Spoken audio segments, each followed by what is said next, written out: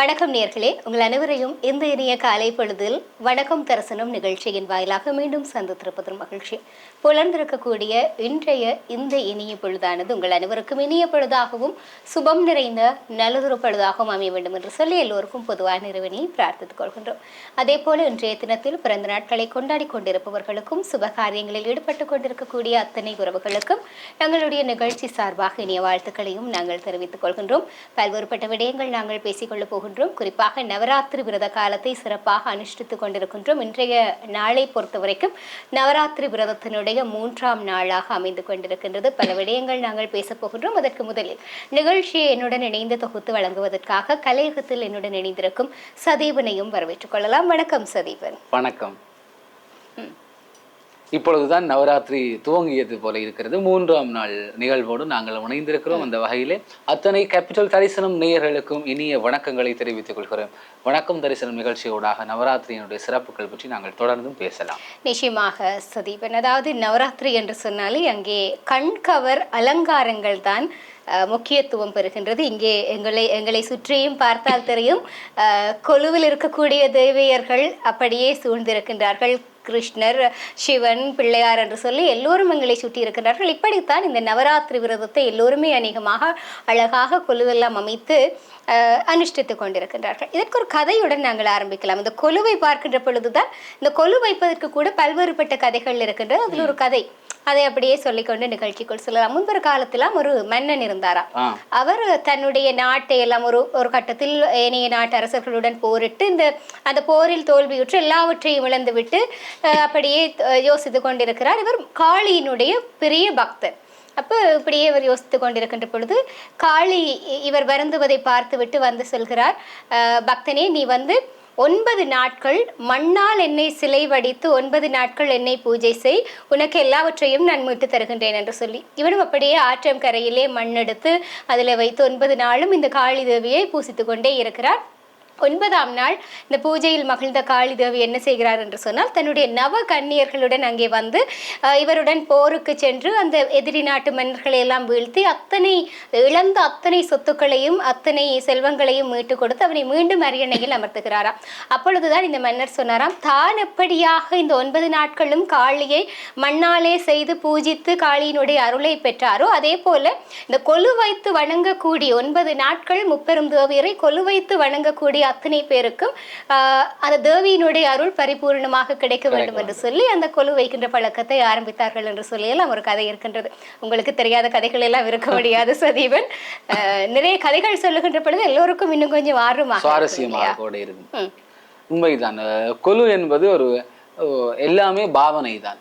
அம்பாள் தன்னுடைய பக்தனுக்கு இறங்கி நவசக்திகள் 9 சக்திகளோடு நாட்டை மீட்டு கொடுத்தாள் என்பது போல் உண்மையில் நாங்கள் ஒரு பூரண கும்பம் வைத்து அதில் நவதானியத்தை போட்டு அதனுடைய வளர்ச்சி அந்த கும்பத்திலே அம்பாளை எப்படி வழிபடுகிறோமோ அதை போல கொலுவும் ஒரு தாற்பயம், அதாவது தத்துவவியல் ரீதியாக தாற்பயத்தை தரக்கூடியது. இதுவும் ஆன்மீகம் சார்ந்து எங்கள் மனத்திலே இருக்கிற இறைவனை வெளிப்படுத்துவதாக அமைந்திருக்கும். அந்த வகையிலே தான் ஒரு ஆரம்பமே ஒரு அமர்க்களமான கதையோடு நாங்கள் துவங்கி இருக்கிறோம். நேயர்கள் கூட இதை பற்றியெல்லாம் சிந்திப்பார்கள்.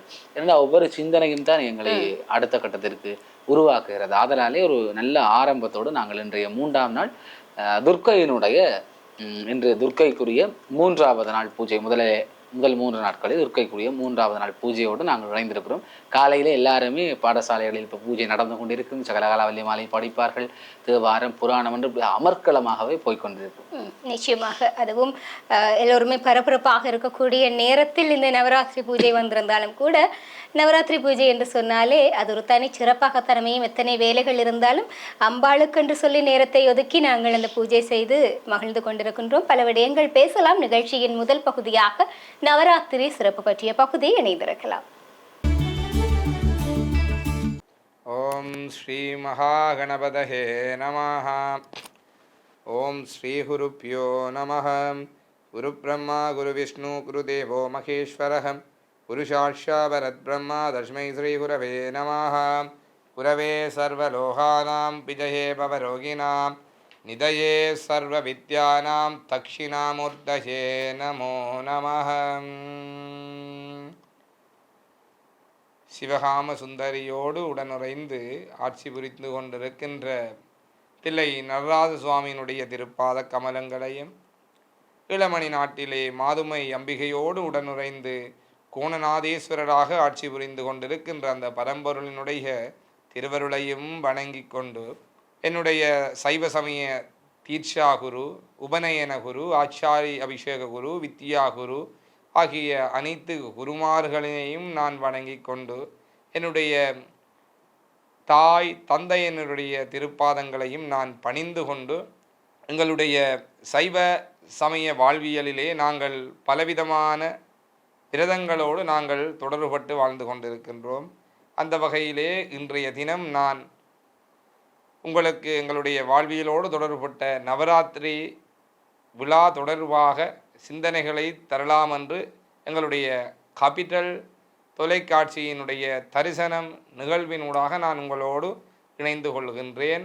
இந்த நிகழ்வினை பார்த்து கொண்டிருக்கின்ற கேபிட்டல் தொலைக்காட்சியினுடைய நேயர்கள் மற்றும் எங்களுடைய சைவ சமயத்தினுடைய அடியார்கள் அனைவருக்கும் இந்நேர வணக்கங்களையும் கூறிக்கொண்டு, இப்போது நாங்கள் அனுஷ்டித்து கொண்டிருக்கின்ற நவராத்திரியினுடைய மகிமைகள், நவராத்திரி விழா தொடர்பான தகவல்களையும் சிந்தனைகளையும் பகிரலாம் என்று நினைக்கின்றேன்.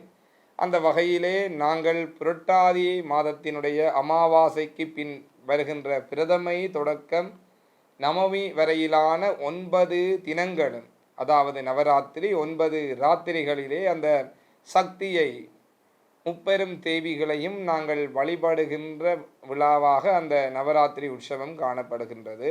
இது பாடசாலைகள், ஆலயங்கள், தொழிலகங்கள், வீடுகள் போன்ற இடங்களிலே நாங்கள் இதனை அனுஷ்டித்து கொள்ளலாம். வீடுகளிலே கும்பங்களை வைத்து அந்த கும்பத்திலே அம்பிகையை ஆவாகனம் செய்து முப்பெருந்தேவிகளான முதல் 3 தினங்களும் துர்காதேவி வீரத்தினை வேண்டியும், செல்வத்தை வேண்டி அடுத்த 3 தினங்கள் லக்ஷ்மி அம்பிகையை நோக்கியும், தொடர்ந்து இறுதி 3 தினங்களும் கல்வியை வேண்டி சரஸ்வதி அம்பிகையை ஆவாகனம் செய்து அந்த கும்பங்களிலே நாங்கள் ஆவாகனம் செய்து இறை வழிபாடுகளை மேற்கொள்ளலாம். இந்த நவராத்திரி உற்சவங்களின் போது பாடசாலைகள், ஆலயங்கள் எல்லா இடங்களிலும் அந்த உற்சவ பூஜைகளின் போது நாங்கள் கலந்து கொண்டு அங்கு இடைபெறுகின்ற இறை வழிபாடுகளிலே எங்களுடைய பங்குகளுக்காக நாங்கள் அங்கு அம்பிகையினுடைய துதி பாடுதல், அம்பிகையினுடைய நாமங்களை உச்சரித்தல், பஜனை வழிபாடுகள் செய்தல், அந்த பூஜை வழிபாடுகளுக்காக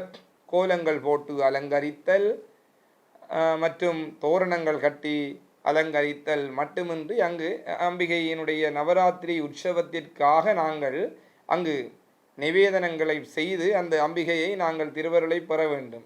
ஆகவே இந்த அம்பிகையினுடைய நவராத்திரி காலங்கள் பற்றி கூறியிருக்கின்றேன். ஆனால் அந்த நவராத்திரி உற்சவத்தின் போது நாங்கள் அம்பிகைக்கு நிவேதனம் படைக்க வேண்டும். 9 தினங்களும் அந்த உற்சவங்களுக்காக அம்பிகைக்காக நாங்கள் பலவிதமான நிவேதனங்கள் காணப்படுகின்றது. அந்த வகையிலே நாங்கள் அவல், பொங்கல், படை, கடலை, இவ்வாறு நெய் சாதம், எலுமிச்சை சாதம், இவ்வாறு பல வகையான நிவேதனங்கள் எங்களுடைய சைவாகமத்திலே நாங்கள் இறைவனுக்கு நாங்கள் வழங்கி பூஜை வழிபாடுகள் செய்து கொண்டிருக்கின்றோம்.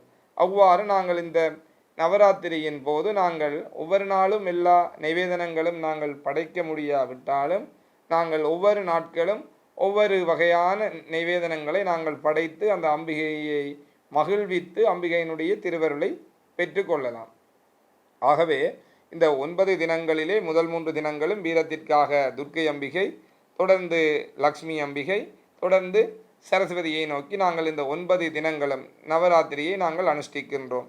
இதிலே பார்த்தீர்களானால் 10ஆம் நாள் விஜயதசமி, விஜயதசமியை நாங்கள் மிகவும் சிறப்பாக நாங்கள் அனுஷ்டித்து கொண்டிருக்கின்றோம். விஜயதசமி என்று சொன்னாலே 10ஆம் நாள் அந்த கும்பங்கள் வைத்து பூஜிக்கின்ற இடங்கள் அனைத்தும் அந்த இறுதி நாள் என்று சொல்வார்கள், அதாவது 10ஆம் நாள். அதற்கு முன்பதாக பார்த்தீர்களானால் 9ஆம் நாளிலே நாங்கள் ஆயுத பூஜை என்று சொல்லுகின்ற விஜேத பூஜை வழிபாடுகளை நாங்கள் செய்கின்றோம்.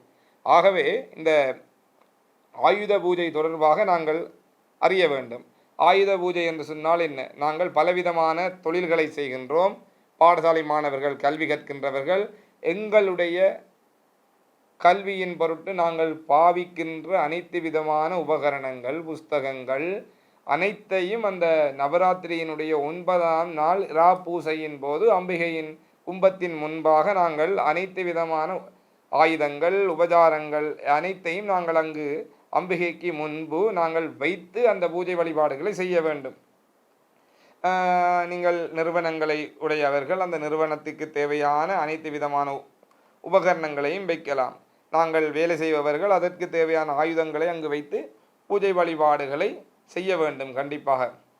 ஆகவே அங்கு நாங்கள் பயன்படுத்துகின்ற ஒவ்வொரு ஆயுதங்களாக இருக்கட்டும், அங்கு பயன்படுத்தப்படுகின்ற ஒவ்வொரு சாதனங்கள் ஒவ்வொரு அங்கு பயன்படுத்தும் புஸ்தகங்களாக இருக்கட்டும் எல்லாமே இறைவனுடைய இருப்பிடமாகவே இருக்கும். ஆகவே அன்றைய தினம் அந்த ஆயுத பூஜையின் போது எங்களுடைய வாழ்வியலுக்கு தொழிலுக்கு உதவியாக இருக்கின்ற அந்த உபசாரங்கள் சாதனங்கள் அனைத்திற்கும் நாங்கள் அங்கு கழுவி அங்கு விபூதி சந்தனம் குங்குமங்கள் எல்லாம் சாத்தி நாங்கள் அந்த பூஜை வழிபாடுகளிலே அந்த பூக்களை எல்லாம் போட்டு இறை வழிபாடோடு அந்த சாதனங்களையும் நாங்கள் வணங்கி கொண்டு அந்த ஆயுத பூஜையை நாங்கள் மேற்கொள்வோம்.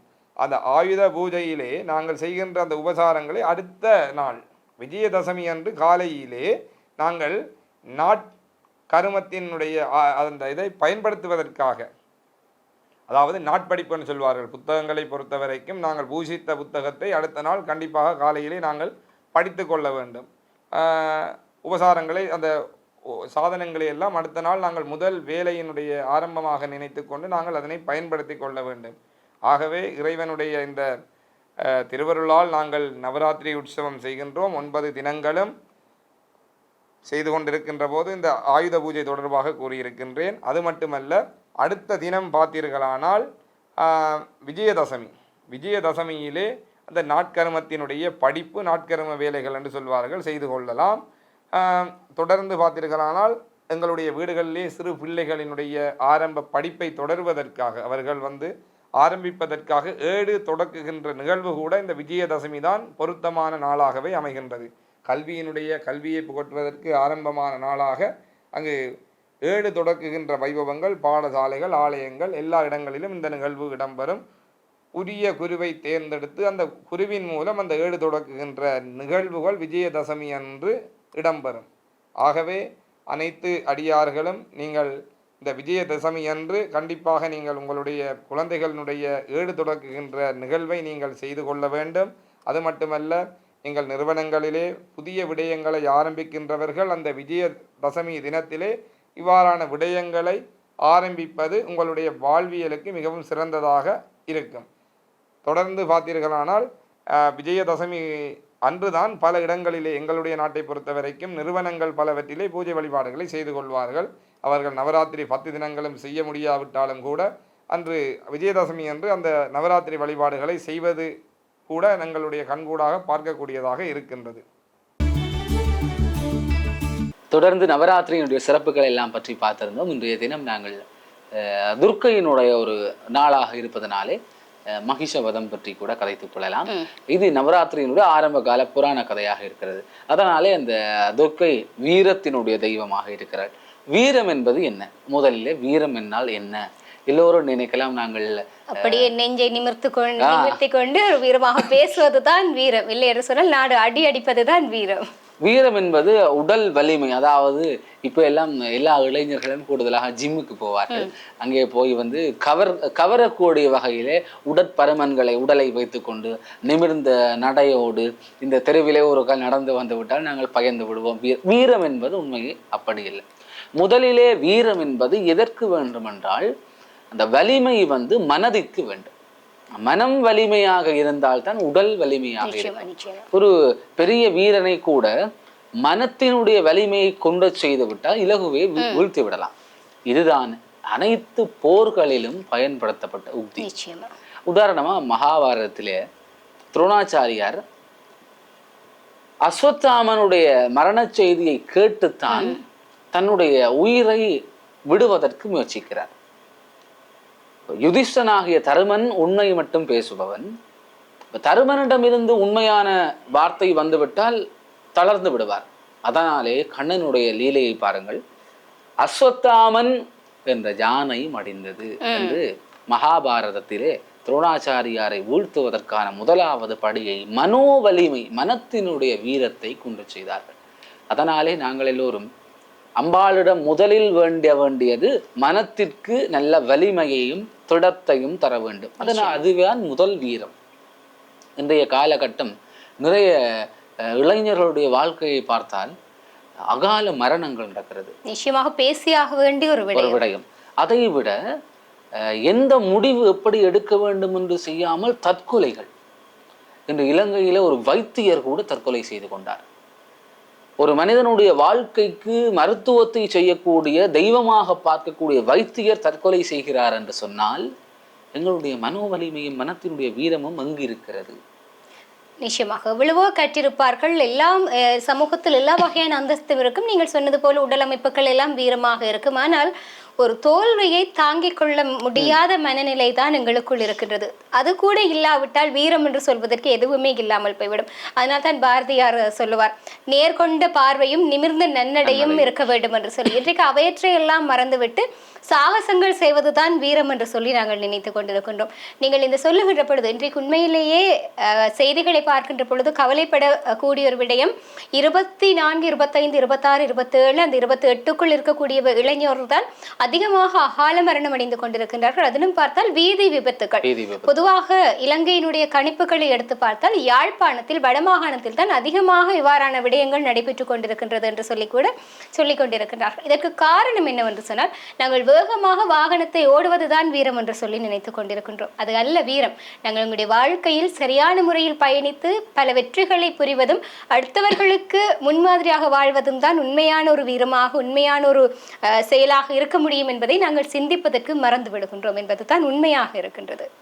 உண்மைதான். இது சிந்தனை சார்ந்தும் எல்லோரும் அது சார்ந்து சிந்திக்க வேண்டிய விடயம். ஆதலால் நாங்கள் இந்த வீரத்தினுடைய இன்றைய காலகட்டத்தோடு பொருத்தி நாங்கள் இன்று கதைப்பது சால பொருந்தும் என்று நினைக்கிறேன். அதில் தொடர்ந்து நாங்கள் சைவ மரபுகள் சிந்தனை துளிகளோடு இணைந்து மீண்டும் நிகழ்ச்சியோடு இணைந்திருக்கலாம்.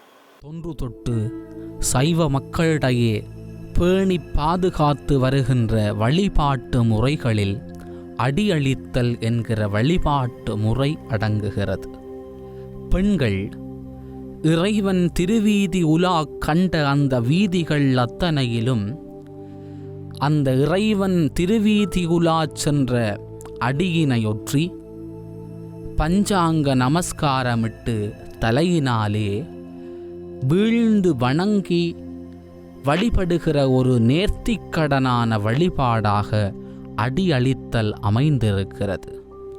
ஆலயத்தின் மகோற்சவங்கள், திருவிழா காலங்கள் அத்தனைகளிலும் இறைவன் முன்னே திருவீதி உலா போகின்ற பொழுது பின்னாலே பெண் அடியவர்கள் இந்த அடியளிக்கின்ற நேர்த்திக் கடன்களை செய்து வருகிறார்கள்.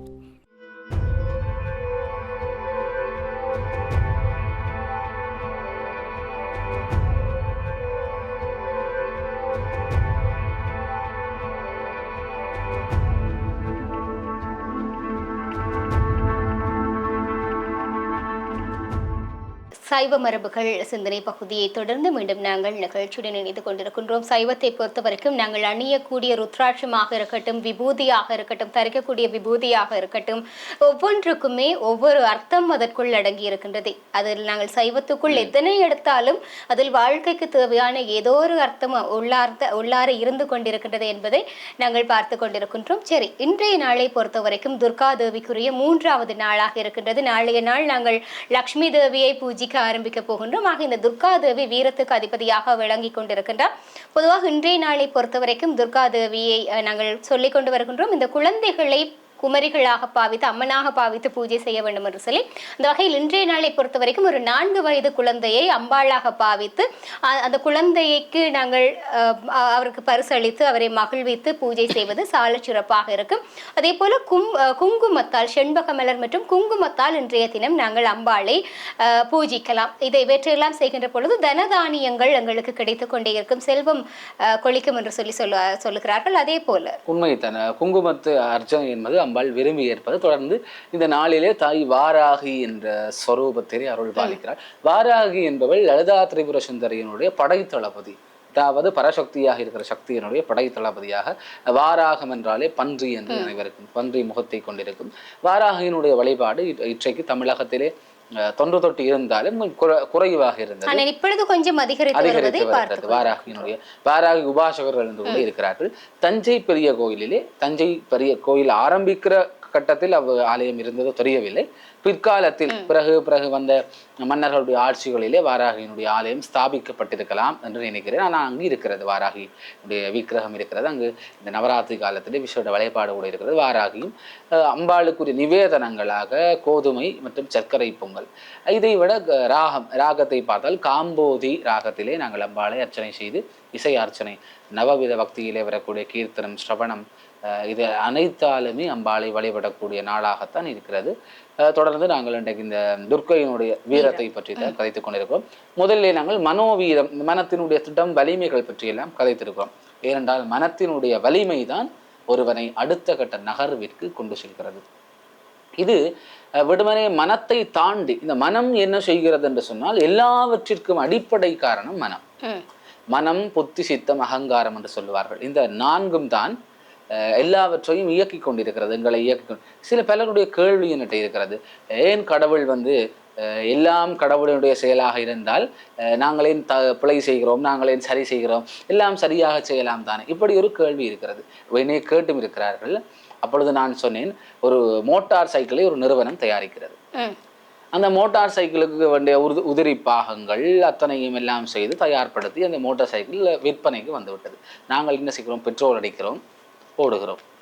இதிலே மோட்டார் சைக்கிள் போக போக அதனுடைய காலமாக பழுது ஆகிறது. இப்பொழுது பழுது ஆனது என்று சொல்லி மோட்டார் சைக்கிள் தயாரித்த கம்பெனிக்கு நாங்கள் வழக்கு தொடர முடியும்? இல்லை.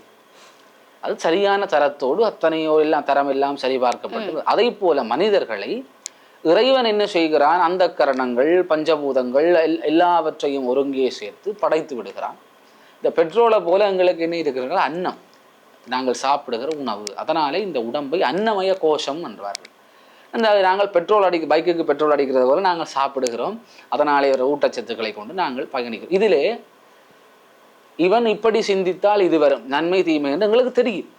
நாங்கள் தீமை செய்கிறோம் என்றால் எங்களுக்கு தீமை என்று தெரியும். தெரியாவிட்டால் மட்டும்தான் நாங்கள் அடுத்த முறையீடை இன்னொரு இடத்திலே வைக்கலாம். நாங்கள் பிழை என்று தெரிந்து கொண்டு பிழையை செய்து கொண்டு இறைவனை சாடுவது எப்பொழுதுமே முறையானது அல்ல.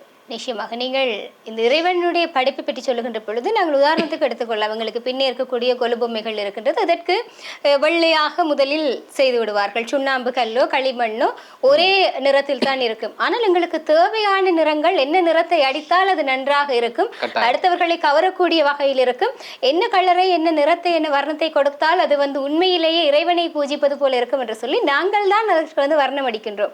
அதே போலத்தான் மனிதர்களும் கூட நாங்கள் எங்களை வர்ணமய படுத்திக் கொள்ள வேண்டும். எப்படி இருந்தால் எங்களை உண்மையான நல்ல மனிதர்கள் என்று சொல்லுவார்கள், எப்படி இருந்தால் எங்களை வீரமானவர்கள் என்று சொல்லுவார்கள், எப்படி இருந்தால் நாங்கள் சமூகத்துக்கு உதாரணமானவர்களாக இருப்போம் என்று சொல்லி எங்களை நாங்களே சிறு வயதிலிருந்து வர்ணமயப்படுத்தி கொண்டே வர வேண்டும். இல்லை, நான் இறைவன் இப்படித்தான் என்னை இப்படியே படைத்து விட்டிருக்கின்றார், அப்படியே தான் இருப்பேன், நான் காலம் போகின்ற மாதிரியே இல்லை சொன்னால் சமூகம் எப்படி போய்கொண்டிருக்கின்றதோ அதே மாதிரி தான் போவேன் என்று சொல்லி இருந்தால் வெறும் கள்ளிமண்களாக மட்டும்தான் நாங்கள் எப்பொழுதுமே இருந்து கொண்டிருப்போம் என்பதையும் நாங்கள் கொஞ்சம் சிந்திக்க வேண்டியவர்களாக இருக்கின்றோம். இன்னும் பல விடயங்கள் பேசலாம். அதற்கு முதலில் எப்பொழுதுமே கோபுர தரிசனம், கோடி புண்ணியம், அந்த வகையில் ஆலயங்களினுடைய சிறப்புகளை கூறுகின்ற பகுதி பார்த்துவிட்டு மீண்டும் இணைந்திருக்கலாம். வற்றாப்பளை கண்ணகியம்மன் ஆலயம் இலங்கையின் வடபகுதியான வன்னி பெருநில பரப்பில் முல்லைத்தீவு மாவட்டத்தில் வற்றாப்பளை எனும் கிராமத்தில் அமைந்துள்ள ஒரு கண்ணகியம்மன் ஆலயம் ஆகும். பத்தினி தெய்வங்களினுடைய வழிபாட்டோடு இந்தியாவிலே இருந்து வருகை தந்த கண்ணகி அம்மனுடைய உறைவிடங்களில் தலையாயதாகவும் பத்தாம்பளையாக வற்றாப்பளை விளங்குகிறது. முள்ளியவளை, தண்ணீரூற்று ஆகிய கிராமங்களோடும் அயற்கிராமங்களோடும் நந்தி கடலும் வயல்வளையும் பாலைமரச் சோலையும் சூழ்ந்த பசுமையான இந்த ஆலயம் பத்தினி தெய்வ வழிபாட்டிலே கண்ணகியினுடைய வழிபாட்டிற்கும் சடங்கிற்கும் முக்கியத்துவம் அளிக்கின்ற ஒரு ஆலயமாக விளங்குகிறது வற்றாப்பளை கண்ணகியம்மன் ஆலயம்.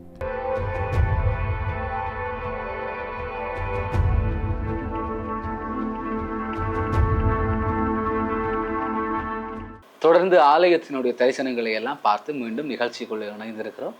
அந்த வகையிலே தான் மனிதர்களினுடைய மனோவலிமை, திடம், இதையெல்லாம் நாங்கள் எப்படி எங்களை செதுக்கிக் கொள்ள வேண்டும் என்று அழகாக சொல்லியிருந்தீர்கள். உண்மையிலே நாங்கள் எங்களோட வாழ்க்கையை நாங்கள் தான் செதுக்கிக் கொள்ள வேண்டும். எத்தனையோ பேர் முன்னேற்ற படிகளாக இருப்பார்கள், ஒவ்வொரு விடயத்தை சொல்லுவார்கள், நிறைய குருமார்கள், இவ்வளவோ பேர் எங்களை செதுக்கி நாங்கள் அதற்கு எங்களினுடைய அந்த பணி, நாங்கள் எப்படி எங்களை சீர்படுத்திக் கொள்கிறோம். அதனால தான் நாங்கள் ஒரு சமூகத்திலே மிளிர முடியும். பிறக்கும் பொழுது தனியாக பிறந்து விடலாம். இறப்பு என்பது அல்லது எங்களுடைய வாழ்க்கை என்பது ஏதோ நான் நினைக்கின்றேன் சதீவன், எங்களை சுற்றி இருக்கின்ற அத்தனையுமே இதற்கு உதாரணங்களாக இருந்து கொண்டிருக்கின்றது என்று சொல்லி. இந்த செட் வந்து வெள்ளையாக இருக்கின்றது, ஆனால் எங்களுடைய படப்பிடிப்பாளர்கள் அதற்கு நல்ல நிறம் எல்லாம் கொடுத்து எப்படி வேண்டுமோ அப்படி மாற்றி அமைத்துக் கொள்கின்றார்கள். அப்படித்தான் இருக்க வேண்டும் இல்லையா? உண்மைதான்.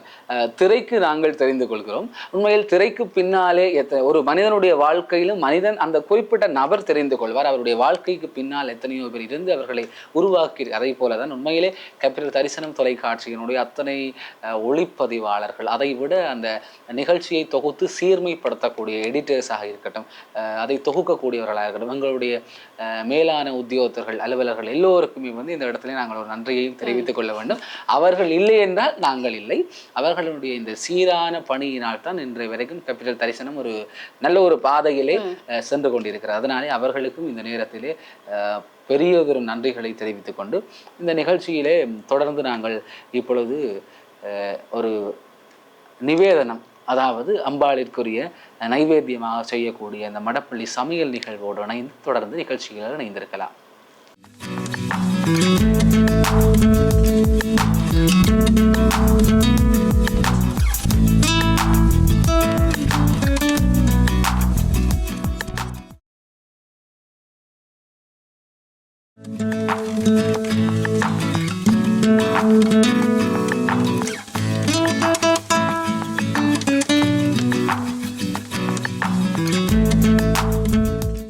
நாங்கள் எள்ளு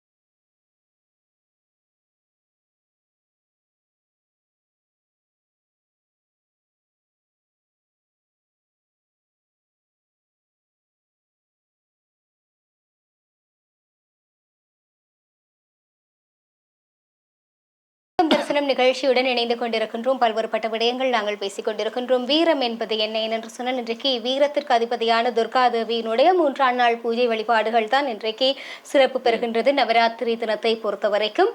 ஆக நாங்கள் இந்த வீரத்தை பற்றி பேசியாக வேண்டிய ஒரு விடயம் இருக்கின்றது என்று சொன்னால், இன்றைக்கு எங்களுடைய கலாச்சாரத்தை பொறுத்த வரைக்கும், வடமாகாணத்தை பொறுத்த வரைக்கும் வன்முறைகள் அதிகரித்துக் கொண்டிருக்கின்றது. இன்றைக்கு இருக்கக்கூடிய இளையோர் என்ன நினைக்கின்றார்கள் என்று சொன்னால், வன்முறைகளை நாங்கள் கையில் எடுப்பது தான் வீரம் என்று சொல்லி நினைத்து அதை ஒரு தனி மரபாக ஆக்கி கொண்டிருக்கின்றார்கள். இன்றைக்கு அதிகமாக வாழ்வெட்டு கலாச்சாரம் என்பது உருவாகி கொண்டே இருக்கின்றது. நாங்கள் ஒரு விடயத்தை சிந்திக்க வேண்டும். இதனால் எத்தனை பேர் பாதிக்கப்படுகின்றார்கள், எதற்காக இதை நாங்கள் செய்ய வேண்டும், ஏன் செய்கின்றோம், எதற்கு செய்கின்றோம் என்று தெரியாது, யாரோ ஒருவர் செய்கிறார் என்பதற்காக இன்றைக்கு எதற்கெடுத்தாலும் இந்த கலாச்சாரத்தை அதிகமாக பின்பற்றி கொண்டு வருகிறார்கள் இளையோர் என்பது உண்மையிலேயே நாங்கள் மனம் வருந்தக்கூடிய ஒரு விடயமாகத்தான் இருந்து கொண்டிருக்கிறது. ஆனால் இதுவே இன்றைக்கு மேடைகளில் ஒரு பிள்ளையை ஏற்றி பேசவிட்டால் எத்தனை பிள்ளைகளுக்கு அந்த மேடையில் பேசுவதற்கு வீரம் இருக்கின்றது என்று சொல்லி, ஆனால் அதெல்லாம் நாங்கள் வீரமாக எடுத்துக்கொள்ள மாட்டோம். ஆனால் அதுதான் உண்மையான ஒரு வீரம். எங்களுக்குள் இருக்கக்கூடிய ஒரு பேச்சு திறமையை எப்படி நாங்கள் வெளிப்படுத்துகின்றோம், அதற்கு எங்களுக்கு துணிவு இருக்கின்றதா, அதற்கு எங்களுக்கு வீரம் இருக்கின்றதா என்று சொன்னால் இன்றைக்கு அதிகமானோர் பின்னிற்கின்றார்கள். ஏனென்று சொன்னால், எனக்கு பேசுவதற்கு பயம், கூச்சம், என்னால் இதை செய்ய முடியாது என்று சொல்லி. ஆனால் இவைதான் உண்மையான வீரம் என்பதை மறந்துவிட்டு நாங்கள் வெளித்தோட்டத்துக்காக வாழ்ந்து கொண்டிருக்கின்றோம், இல்லையா சதீபன்? உண்மைதான். இதிலே இந்த வாழ்வெட்டு என்பதை எல்லாம் தாண்டி இன்றைய வன்முறையினுடைய உக்தி முறைமையே வேறையாக இருக்கிறது. போதை வஸ்து பாவனை, அதை விட இன்று அதிகரித்திருக்கக்கூடிய பாலியல் ரீதியான துஷ்பிரயோகங்கள் எல்லாம் மிகவும் அதிகமாகத்தான் எங்களுடைய நாட்டிலே இருக்கிறது. அது என்னத்து சினிமாவினுடைய தாக்கமாக இருக்கிறதோ, சினிமாவினுடைய மோகமாக இருக்கிறதோ, அல்லது இன்று நாங்கள் ஒரு கையடக்க தொலைபேசிக்குள்ளே அடக்கப்பட்டிருக்கிற விதம், நாங்கள் எதை தட்டினாலும் எதை தேடினாலும் இந்த இணையம் என்பது எதை தேடினாலும் தருகிறது. ஆமாம், ஏஐ வேறு இருக்கிறது. ஆனால் ஒரு நல்ல ஒரு பதிவை பார்த்திருந்தேன். ஏஐயிலே நாங்கள் தொழில்நுட்பம் என்பது தேடுபவர்களுக்கு தேடுகின்ற விதத்திற்கு ஏற்றவாறு அளிக்கிறது. கூடுதலாக இன்று பரவி இருக்கிறது சிவருமானுடைய மடியிலே படுத்திருப்பதை போல, உத்தராபதியாரனுடைய சாமியுடைய அருகிலே இருக்கு. இப்படி ஏஐயிலே மிகுந்த நல்ல தேடலை கொண்டவர்கள் இப்படியும் படைப்புகளை தருகிறார்கள். இதை விட இது சார்ந்து வேறு தேடல்கள் இருப்பவர்களுக்கு தான் இன்று எவ்வளவோ அதிக அளவிலான துஷ்பிரயோகத்தை, அதிக அளவிலான பாதிப்பை இணையமும் தருகிறது. இது இந்த யுகத்தினுடைய அல்லது இன்றைய காலகட்டத்தினுடைய தொழில்நுட்ப வளர்ச்சி என்று சொல்லுவாங்க. அல்லது நாங்கள் இன்று பார்க்கக்கூடிய சினிமாக்களினுடைய மோகம் என்றால், சினிமாவிலே ஒரு மாமியாரை மருமகள் எப்படி துன்புறுத்துவது என்று பார்த்து விட்டால் அதை நேரடியாகவே எங்கள் இல்லங்களிலே பார்க்கக்கூடிய அளவிற்கு வளர்ந்திருக்கிறது. செய்திகளூடாக கூட பார்க்கிறோம். ஆக இந்த வன்முறையிலிருந்து நாங்கள் இன்றைக்குமே குறைக்க வேண்டும். அதற்கெல்லாம் இந்த சமயம் என்பதுதான் என்றுமே எங்களை வழிப்படுத்துவதாக இருக்கும். நிச்சயமாக உண்மையான வீரம் எது என்பதை நாங்கள் முதலில் புரிந்து கொள்ள வேண்டியவர்களாக இருக்கின்றோம். அவற்றையெல்லாம் நாங்கள் புரிந்து கொள்ளுகின்ற பொழுது மட்டும்தான் எங்களுக்கான சரியான ஒரு வாழ்க்கையை நாங்கள் வாழ்ந்து கொள்ள முடியும். இதை சிறு வயதிலிருந்தே பெற்றோரும் சரி, ஆசிரியர்களும் சரி, சமூகத்தில் இருக்கக்கூடிய ஆன்மீகவாதிகளும் சரி, எல்லோருமே சொல்லிக் கொடுத்து வளர்க்க வேண்டும். ஒரு ஆலய திருவிழாக்கள் வந்துவிட்டால் அதற்குள் கலை நிகழ்வு எத்தனையோ ஆலயங்களில் நடைபெற்றுக் கொண்டிருக்கின்றது. ஆனால் அவற்றில் எம்மவர்களை இணைத்துக் கொண்டு இதை செய்யுங்கள், நிச்சயமா உங்களால் முடியாது என்று சொல்லி எதுவுமே இல்லை, இதை செய்யுங்கள் என்று சொல்லி 4 பேர் மத்தியில் நல்ல விடயங்களை செய்விப்பதற்கு நாங்கள் பழக்க வேண்டும். இப்படியெல்லாம் செய்கின்ற பொழுது உண்மையான வீரத்துடன் அவர்கள் சிறந்து விளங்குவார்கள் என்பதுதான் உண்மையான ஒரு விடயமாக இருக்கின்றது. அதே போல எங்களுக்குள் இருக்கக்கூடிய அந்த வீரத்தை சரியானவற்றுக்கு நாங்கள் பயன்படுத்த வேண்டும். சதீவன் குறிப்பிட்டது போல தொழில்நுட்பம் இருக்கின்றது. ஆனால் நாங்கள் அதை எதற்கு பயன்படுத்துகின்றோம் என்பது எங்களுடைய கைகளில் தான் இருக்கின்றது. எல்லாமே எங்களுடைய நன்மைகளுக்கு படைக்கப்பட்டவைதான். ஆனால் அவற்றை நாங்கள் எடுத்துக்கொள்கின்ற முறையில் தான் அவை சரியானவையா தவறானவையா என்பது இருக்கின்றது. ஆகவே எங்களுக்குள் இருக்கக்கூடிய வீரங்கள், எங்களுக்குள் இருக்கக்கூடிய திறமைகளை கூட நாங்கள் சரியான முறையில் பயன்படுத்துகின்ற பொழுது நாங்களும் நல்லவர்களாக இருப்போம். அதே போல நிச்சயமாக. ஆகவே இதை நாங்கள் ஒவ்வொருவரும் உணர்ந்து வாழ வேண்டும் என்பதையும் இந்த காலை பொழுதில் சிந்தனையாகவும் ஒரு சிறு விடயமாகவும் கூறிக்கொண்டு அடுத்த பகுதிக்குள் செல்லலாம். அடுத்த பகுதி ஆன்மீகம் ஆகமம் சார்ந்து வரக்கூடிய ஒரு பகுதி பார்க்கலாம்.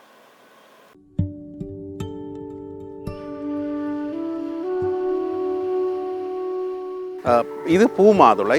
இந்த மாதுளை மரம் காய்ப்பதில்லை, பூப்பது மட்டும்தான். அநேகமாக ஆலய கிரிகைகளிலே, கும்பாபிஷேக கிரிகைகளிலே பிரதான கும்பத்திற்கு சில வகையான மலர்களை போட்டு அந்த கும்பத்தை ஸ்தாபிப்பார்கள். அந்த வகையிலே இந்த பூ மாதுளை மரம் ஒரு முக்கியமான மரம். மற்றும் சித்திரை வருட பிறப்பு நேரம் மரத்தி நீர் என்றொன்று காய்ச்சுவார்கள். ஸோ அந்த மரத்தி நீருக்கும் இந்த பூ மாதுளை மரத்துடைய பூவை சேர்ப்பார்கள். அத்துடன் இது மிகவும் மருத்துவ குணமுடைய ஒரு பூ. கண் சம்பந்தமான நோய்கள், இரைப்பை சம்பந்தமான நோய்கள் மற்றும் மலட்டுத்தன்மை சம்பந்தமான நோய்களுக்கு இந்த பூமாதுளையினுடைய பூக்கள் பயன்படுத்தப்படுகின்றது. அந்த வகையிலே இதுவும் ஒரு மிகவும் மருத்துவ முக்கியத்துவமும் சமய முக்கியத்துவம் உடையமான மூலிகையாக காணப்படுகின்றது. ஆகமமும் ஆன்மீகமும் என்று சொல்லக்கூடிய ஒரு அற்புதமான பகுதியில் இணைந்திருந்தும் தொடர்ந்து நாங்கள் நிகழ்ச்சியினுடைய இறுதி கட்டத்தில் நுழைந்திருக்கிறோம். இன்று வீரம் பற்றி அதிகமாக நல்ல இன்றைய காலத்தை பொருத்தி கதைத்திருக்கிறோம். ஏனென்றால் இன்றைய காலத்தில் இருக்கக்கூடிய இளையோர்களினுடைய நடவடிக்கை, தொழில்நுட்பம், மனோதிடம், மனவலிமை இதெல்லாம் தாண்டி வீரம் என்பது மனத்திலே இருந்து உடல் இரண்டுக்குமே சம்பந்தப்படுத்தி சமூகம் சார்ந்து ஒரு அக்கறையாக நாங்கள் எதை வெளிப்படுத்த வேண்டும். ஒரு கோபம் கூட அடிக்கடி சும்மா வந்தால் அந்த கோபத்துக்கு மரியாதையே இல்லாமல் போய்விடும். அதனால் கோபப்பட சாது மிரண்டால் காடு தாங்காது, அப்படி கொள்ளாது என்று சொல்லுவார்கள். அதே போல ஒரு படுகின்ற கோபம், நாங்கள் கோபப்படுகிறோம் என்றால் அந்த கோபம் கூட ஒரு அர்த்தம் உள்ளதாக இருக்க வேண்டும் என்பதுதான் உண்மையான ஒரு கருத்து. அந்த வகையிலே துர்காதேவியினுடைய அருளை பெறக்கூடிய 3வது நாள் பூஜையெல்லாம் நாங்கள் சிறப்பாக ஆற்றிக்கொண்டிருப்போம். கூடுதலாக அனைவருமே அம்பா ஒரு கிராமத்தில் எந்த கோயிலாக இருந்தாலும் சரஸ்வதி பூஜை நடக்கும். முருகன் கோவிலில் நடக்கும், சிவன் கோயில் நடக்கும், பிள்ளையார் கோயில் நடக்கும். எல்லா கிராமிய வழிபாடு அவ்வளவு ஆலயங்களிலும் எந்த ஒரு ஆலயம் கூட மிச்சம் இல்லாத கும்பம் வைக்கப்பட்டு நவதானியம் போட்டு சகலகலாவல்லி மாலை படித்து நாவல் பழம் கற்கண்டு சுண்டல் அப்படின்னு அலாதியாக இந்த நவராத்திரி விரதம் நடைபெற்று கொண்டிருக்கும்.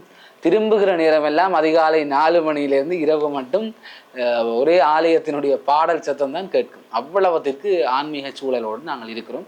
இந்த காலத்திலே நாங்கள் வன்முறைகள் இதெல்லாம் தவிர்த்து தேவையற்ற விடயங்கள் எல்லாம் இல்லாமல் செய்து அன்போடு வாழ பழகிக்கொள்ள வேண்டும். நிச்சயமாக எங்களுடைய சமுதாயத்தை, எங்களுடைய சமூகத்தை நல்லதொரு சமுதாயமாக மாற்றுவது எங்களுடைய கைகளில் இருக்கின்றது என்பதை, எங்களுடைய பொறுப்பு என்பதை நாங்கள் உணர்ந்து வாழ வேண்டிய கட்டாயத்தில் இருக்கின்றோம் என்பதை உணர்ந்து வாழ்வோம் என்கின்ற ஒரு விடயத்தை இந்த காலைப்பொழுதில் குறிப்பிட்டுக் கொண்டு மலர்ந்திருக்கக்கூடிய இன்றைய நாள் உங்கள் அனைவருக்கும் இனிய நாளாகவும் சுபம் நிறைந்த நல்ல நாளாகவும் அமைவிடும் என்று சொல்லி மீண்டும் மறுமுறை எல்லோருக்கும் பொதுவான இறைவனை பிரார்த்தித்துக் கொண்டு மீண்டும் மற்றொரு நிகழ்ச்சியின் வாயிலாக உங்கள் அனைவரையும் சந்திக்கும் வரை உங்களிடமிருந்து நன்றி கூறி விடைபெற்றுச் செல்லும் நான் என்று அன்புடன் ஷௌமியா ஸ்ரீஸ்கந்தராஜா.